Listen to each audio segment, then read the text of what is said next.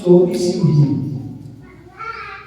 जैन धर्म में 24 तीर्थंकर होते हैं और उन 24 तीर्थंकर में वर्तमान काल में प्रथम तीर्थंकर आदिनाथ हुए।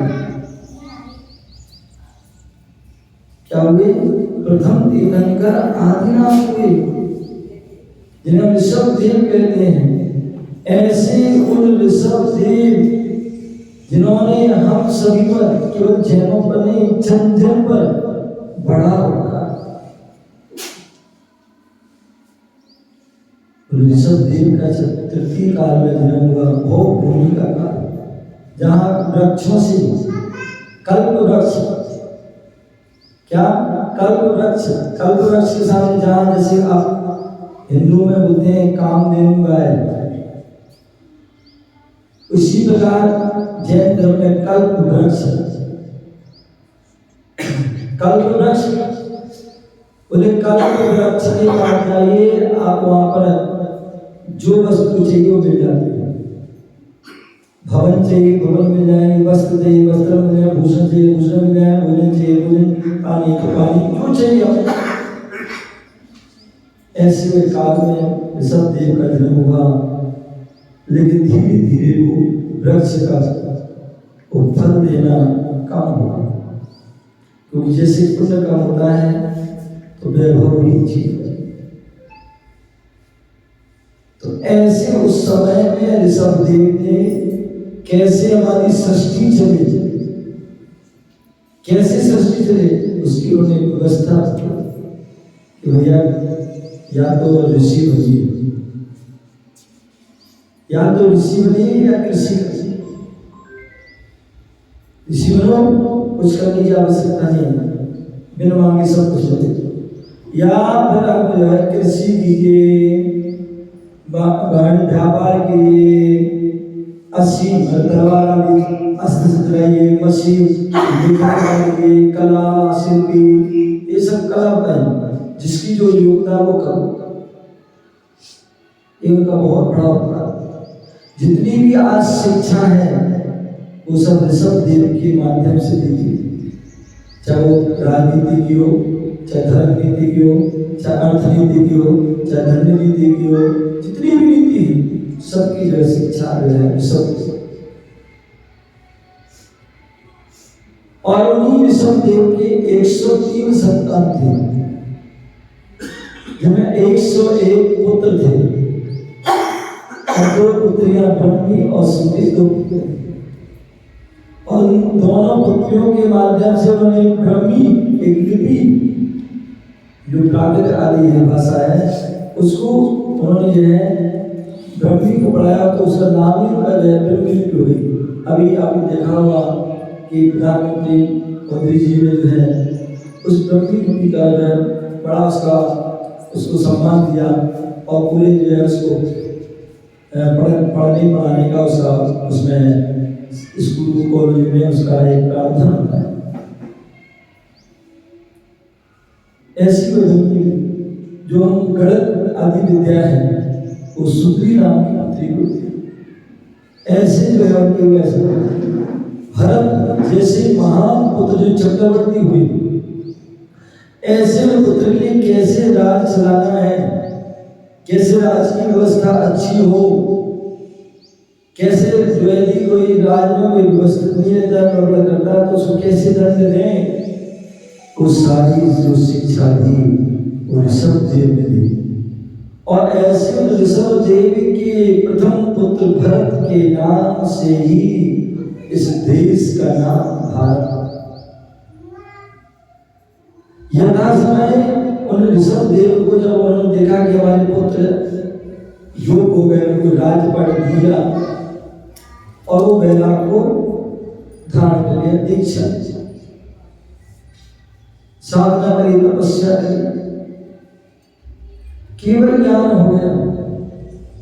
यहाँ उनके पुत्र जो दूसरे पुत्र जो बाहुबली आदि, उनमें भी कई पुत्रों को वैराग हो गया और दीक्षा धारण कर लिया।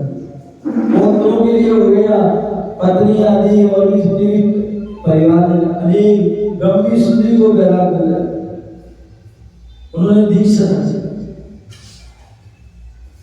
ऋषभ देव ने तपस्या की, उनको केवल ज्ञान हुआ और कालांतर में जो है उनको मोक्ष भी हो गया, बाबा जी को भी मोक्ष हो गया।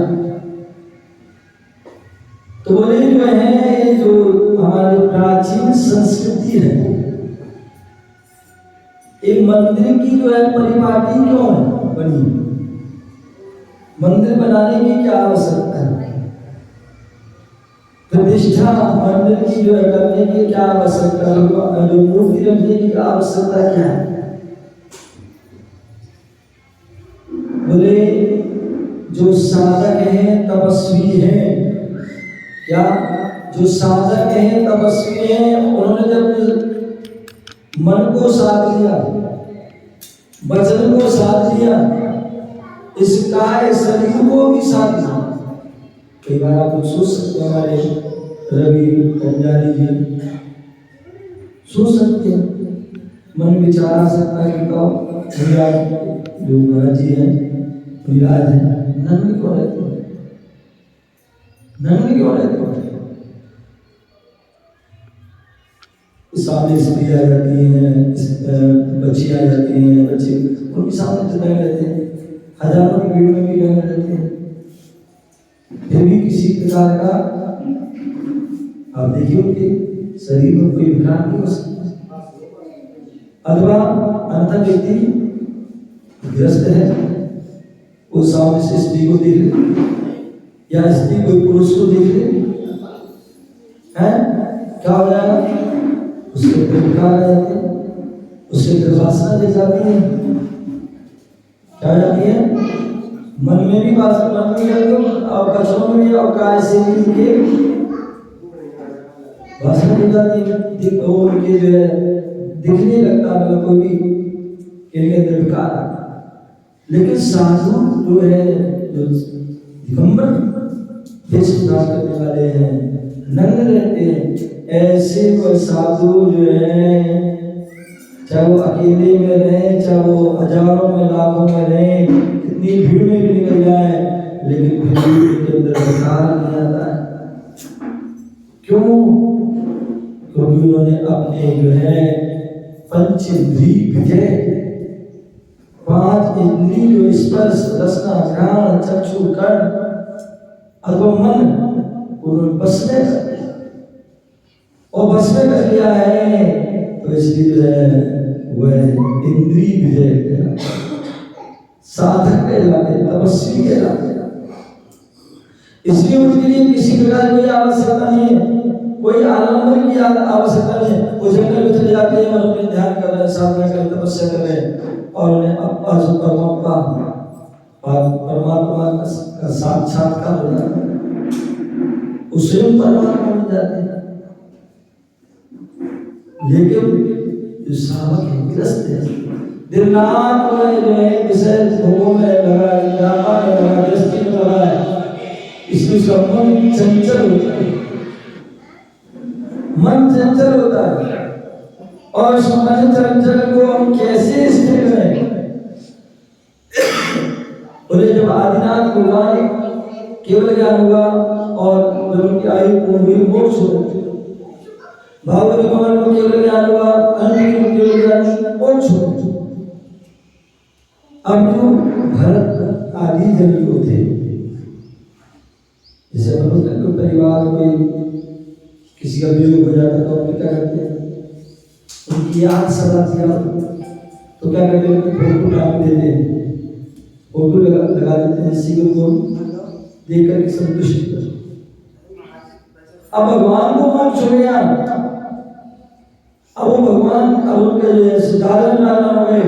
अब जो चक्रवर्ती है उन्हें प्रभु की याद आ रही है, बाहुबली की याद आती है, अन्य प्रभु की याद आ रही है। क्या करें, क्या करें? और उनके जो है चक्रवर्ती है तो सारा कुछ देखना पड़ता है, व्यवस्था है, मन नहीं रह पाता स्थिर, तो मन को स्थिर कैसे करें, कैसे भगवान की भक्ति करें? जब साक्षात थे तो भक्ति कर ली, अब साक्षात कैसे करें भक्ति? तो बोले जो है भगवान आदिनाथ के मोक्ष जाने पर उन भरत चक्रवर्ती ने क्या, उन भरत चक्रवर्ती ने जो क्या किया, भरत चक्रवर्ती ने क्या किया, उन जो है आदिनाथ की स्मृति में, याद में, उनकी जो है भक्ति में, जहां से वह मोक्ष गए कैलाश पर्वत, वहां कैलाश पर्वत पर जो है केवल आदिनाथ का ही नहीं, क्योंकि उन्होंने जो है आदिनाथ भगवान की दिव्य ध्वनि के माध्यम से सुन लिया था कि भूत में हमारे 24 तीर्थंकर हुए हैं, और वर्तमान में जैसे आदिनाथ गए वहां भी तक 24 होंगे, तो सारे ऐसे होंगे, और भविष्य में भी 24 तीर्थंकर होंगे। और यही कारण है कि उन भरत चक्रवर्ती ने कैलाश पर्वत पर जो है स्वर्ण में 72 जिनालय बनाए। कितने बनाए? 72 जिनालय बनाए। और उन जिनालय में जो है रत्नों की उन्होंने मूर्ति आदि विराजमान करी। कितने? 72 जिनालय, 324। शास्त्र में उल्लेख मिलता है कि दिन एक छोटा सा भी मंदिर बना दिया, चने के दाने बराबर मंदिर बना दिया, और जो है राई के बराबर भी मूर्ति विराजमान कर ली। हालांकि इतना करना नहीं है भाई, क्योंकि प्रभु इतनी वो विनय नहीं सम्मान कर, तो इसलिए एक उसकी विशेषता होता है। कितने कम से कम इतना छोटा मंदिर बनाते हो, इतनी छोटी मूर्ति रखते हो, तो वो भी हमारे लिए साथी से पूर्ण होता है। उससे जो है व्यक्ति कालांतर में वो भी पूजनीय हो जाता है, वो भी बन जाता है, और वो भी भगवान बन जाता है अपने कर्मों को नष्ट कर। तो ऐसे जो है भरत चक्रवर्ती ने 72 जिनालय बनाए स्वर्ण में, और रत्नों की मूर्ति विराजमान करी, दिव्य जिनालय। और भगवान तो कहने का तात्पर्य मंदिर बनाने का उल्लेख, मूर्ति बनाने का उल्लेख उन भरत चक्रवर्ती के माध्यम से, उस समय से। कोई कहे कि आज से मूर्ति बनाना है, मंदिर बनाना प्रारंभ नहीं भैया, मूर्ति और मंदिर बनाने का समय उस समय से, भरत चक्रवर्ती के समय से प्रारंभ हो गया। और आज भी जो है भक्तगण अपनी जो है भक्ति को प्रदर्शित करते हुए भगवान की भक्ति करने के लिए उद्देश्य से वो क्या करते हैं? मंदिर बनाते हैं, जिनालय बनाते हैं। व्यक्ति दिन रात पाप करता है, पाप करता उसको कैसे धोए? तो बोले पाप को धोने के लिए जैसे नवीन जी बोले जैसे जो है तो कपड़ा गंदा हो जाता है।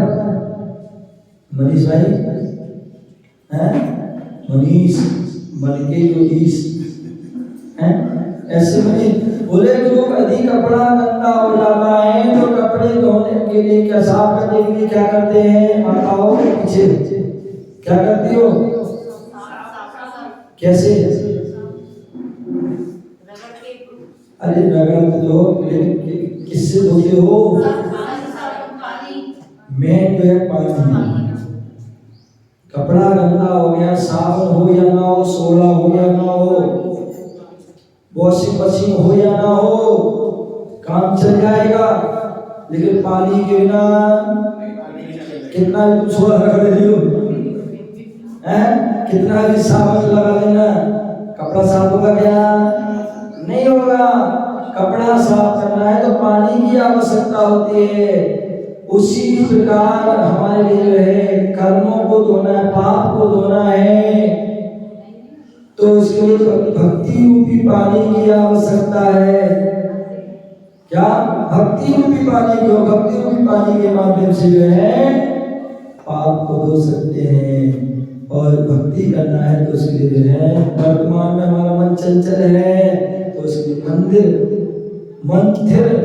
जहाँ मन स्थिर हो जाए वो मंदिर होता है। और बोले मंदिर, कई बार जो है आपने कई जगह बहुत बड़े बड़े मंदिर बना दिए, आपने बहुत बड़े बड़े मंदिर बना दिए, लेकिन मंदिर में यदि मूर्ति नहीं है ये क्या है, बिल्डिंग के समझ लो, उसकी कोई कीमत नहीं है। क्या उसकी कोई कीमत नहीं है जब तक मंदिर में मूर्ति ना हो। और अगर मूर्ति भी आ गई, मूर्ति बाजार में मिलती है, मूर्ति बाजार में चले जाओ, जयपुर चले जाओ, कहीं चले जाओ, मिल जाएगी। तो क्या वो मूर्ति पूजनीय है? क्या वो मूर्ति भी पूजनीय नहीं है? मंदिर बड़े जो है पूजनी कब होता है, मूर्ति पूजनी कब होती है? बोले जब उसकी प्रतिष्ठा हो जाती है। क्या हो जाती है? प्रतिष्ठा हो जाती है। मंत्र आदि के माध्यम से, हवन आदि के माध्यम, पूजा आदि के माध्यम से, अनुष्ठान आदि के माध्यम से जब उसकी प्रतिष्ठा हो जाती है। और यही कारण है सभी धर्म, चाहे जैन धर्म, चाहे सनातन, जो भी परमात्मा को मानते, जो भी परमात्मा चाहे वो, और परमात्मा को सभी मानते हैं। ऐसा कोई भी संप्रदाय का व्यक्ति नहीं है जो भगवान को नहीं मानता। वो बात अलग है, सबकी मानने का तरीका अलग है। जैन धर्म भी परमात्मा को मानते हैं, इसलिए वो बड़े बड़े देखिए कितने मंदिर बनाते हैं, मंदिर विशाल सभा रखवाते हैं।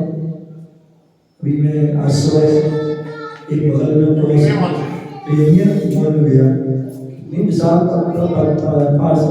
मूर्ति है। कल रास्ते में आ रहा था तो भागपुर में कितनी विशाल मूर्ति है, भोजपुर, समस्तीपुर आदि कितनी जहाँ भी जाते बड़े बड़ी मूर्ति, बड़े बड़े विशाल मंदिर, क्योंकि ये भी श्रद्धा आस्था के केंद्र हैं। मंदिर जो होते हैं श्रद्धा आस्था के केंद्र होते हैं, जहाँ पर हम एक साथ बैठ करके आपस में भगवान की भक्ति कर सकते हैं। और कहते हैं भगवान जो है तीन चीज सामूहिक करने में बड़ा मजा आता है। तीन चीज सामूहिक करने में बड़ा आनंद आता है। एक पूजन, आप अकेले पूजन कर लोगे मजा नहीं आएगा। क्यों इतनी अनुष्ठान करते हैं, क्यों अनुष्ठान करते हैं? मैं जब भैया श्रीपद चलाने गए तो बता रहे थे कि यहाँ कॉलोनी में कोई मंदिर बना है, वो उसकी प्रतिष्ठा चल रही है। प्रतिष्ठा बहुत अच्छी बात है। हाँ, मंदिर होता है, उसकी प्रतिष्ठा होनी चाहिए, तभी उसकी अर्थ है, तभी उसमें विशेषता है। अगर वो नहीं हुई तो कोई कुछ नहीं।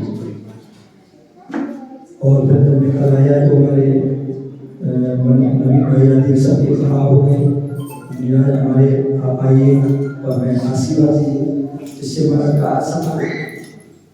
तो कहने का तात्पर्य कि सभी जो है धर्म में जो है मंदिर और परमात्मा की जो है मान्यता है, वो आप अलग है कि वो किस रूप में मानता है।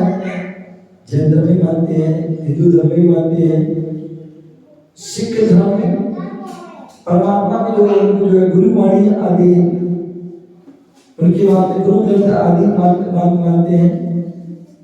मुस्लिम में जो है कुरान आदि या जो भी व्यवस्था है उनके माध्यम से मानते हैं, परमात्मा मानते हैं। ईसाई सबको भी मानते हैं। ऐसा कोई नहीं जो परमात्मा कोई बातों में मानता है, उपदेश मानता है, हो सकता है कोई रूप को नहीं मानता, लेकिन जो है उनकी बातों को मानता है। कोई आकार को, आधार को, कोई ना रूप में वो मानता है, क्योंकि बिना उसके व्यक्ति जो है भक्ति नहीं कर सकता उनकी। तो ऐसे जो है मैं बता रहा था कि भरत चक्रवर्ती आदि के माध्यम से इन मंदिरों की प्रतिनिधि, तो मैं बता रहा था कि मंदिर की जो है कीमत पूजनीयता या प्रतिमा की पूजनीयता तभी आगे जब उसकी प्रतिष्ठा की जाती है, गुरुओं के माध्यम से उसकी शुद्धि की जाती है, तभी वह जो है शुद्ध होता है। हम सभी जो है जहाँ पर भी मंदिर अपने बनते हैं, उन मंदिरों बनने के बाद प्रतिष्ठा होती है, तभी उन मंदिरों में जो है क्या होती है, विशेषता आती है। ऐसे जो है उन मंदिरों में हम जाकर के आप कहीं और जाओगे, आपको अशांति, दुख, कष्ट, पीड़ा आदि मिल सकते हैं, लेकिन मंदिर में जाकर के व्यक्ति को जो है क्या होता है, शांति का अनुभव होता है। और यही कारण है कि हम सब मंदिर जाते हैं और शांति पाने के लिए मंदिर जाते हैं, और मंदिर शांति मिलती है। हम सभी जानते हैं, सबको श्रद्धा आस्था है, इसलिए मंदिर का निर्माण करते हैं, उसमें परमात्मा की जो है मूर्ति आदि निर्माण करते हैं। ऐसे जो है कार्य के लिए सभी लोग जो है कृत कार्य अनुमोदना आदि करते हैं। तो हम भी यहाँ पर मंदिर के दर्शन करने आए, जो राजवंश अधिकारी में भोपाल में चक्रवास हुआ, और उसके बाद प्रयास है कि जो विशेष विशेष मंदिर हैं उन सभी के जो है दर्शन इस माध्यम से यहाँ आए, और आपको भी जिन वाणी सुनने का, जिन भगवान की वाणी सुनने का, गुरुओं के उपदेश सुनने का आपको सौभाग्य मिला। आप सभी अपने जीवन में भगवान की भक्ति, गुरु भक्ति को अनवरत करते रहें, और कब तक करते रहें? तव पादो मम हृदय तव पदय